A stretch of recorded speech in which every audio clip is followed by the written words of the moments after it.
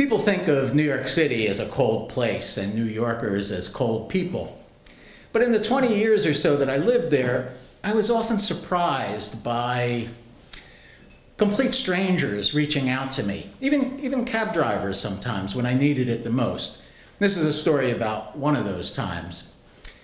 It was a Saturday night in October 1983, the Saturday when we turned our clocks back, so I would have gotten an extra hour's sleep if I didn't get that phone call just as I fell asleep, a phone call that would change my life. It was my brother telling me that our uncle and aunt had been shot to death. Their bodies had been found in their apartment in the Philadelphia area. What? Eddie, Margaret, what are you talking about? Who would want to hurt them? Why? What happened? There was a pause. And my brother said, well, there was $400 in cash in a dresser drawer, so robbery wasn't the motive. And then he paused again, like I was supposed to understand something, and I was not getting it. So he said, it could have been Barry. And then it all fell into place. It could have been Barry. Barry was their youngest son, our first cousin, and he struggled his adult life with schizophrenia, paranoid schizophrenia. Now it was looking like he had killed his parents. Have you and Marilyn, my sister, have you told Mom yet? They all lived in the Philadelphia area, and I was in New York. And he said, no, they decided to wait till morning to break the news to her. And I understood that they were in shock. They weren't ready to tell our mother, who had been a widow for over 25 years, who lived alone in a Philadelphia row house, who depended on others for everything, and her brother Eddie was her rock. They weren't ready to tell her that her brother and sister-in-law of 45 years had been killed, and maybe her nephew had done it. And that was great, except I'd worked in the news business in Philadelphia and New York, and I knew that before too long a reporter would be calling a list of phone numbers, and he'd hit that police station, and that news would break over all the media in the Philadelphia area. And my mother slept with the radio on. But I wasn't going to argue with my brother and sister. They needed their rest.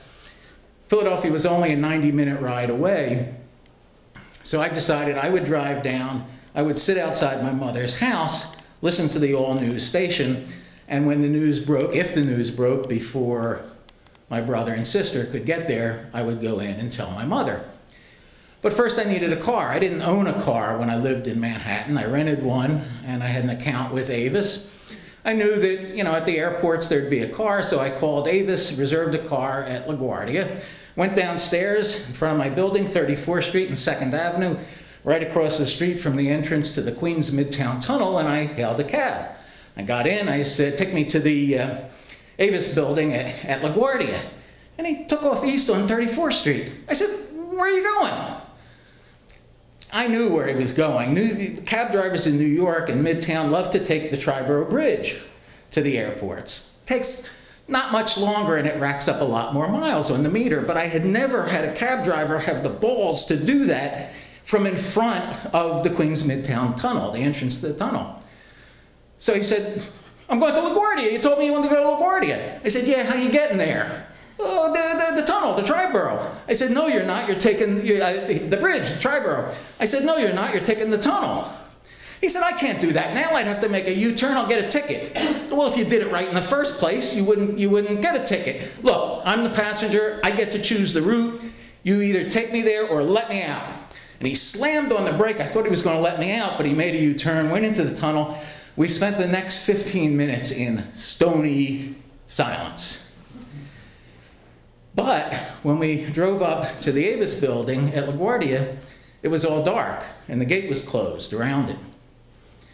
So now I had to ask a favor. I didn't want to get stranded at the Avis facility in LaGuardia, and cab drivers hate to wait.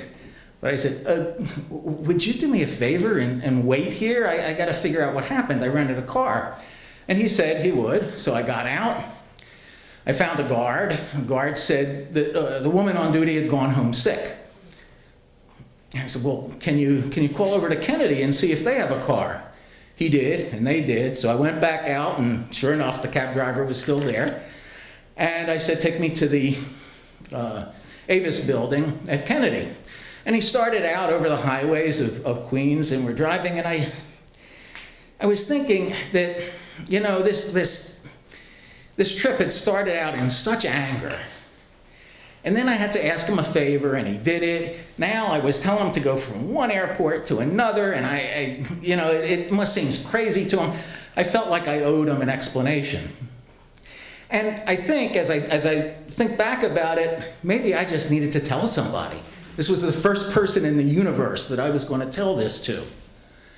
So I said, I just learned that my uncle and aunt have been shot to death, and I've got to get to Philadelphia to break the news to my mother before she hears it on the radio. And the next thing that happened, I don't quite trust my memory, because what I remember is him coming to a complete stop in the middle of the Grand Central Expressway. I don't remember him pulling over, but I know he came to a complete stop. And he turned around and he looked me in the eye and he said, "Is there anything I can do?" And I said, "Well, thanks, I appreciate it. I'm going to need a car when I get there, so all you can do really is take me to Kennedy, but I appreciate it." And he drove on. But I knew that his question was not just an attempt to get a long-distance fare. I knew from the way he came to a complete stop. I knew from the way he turned around and looked me in the eye. I knew from the words he used and the way he said them, "Is there anything I can do?" that this was one New Yorker reaching out to another.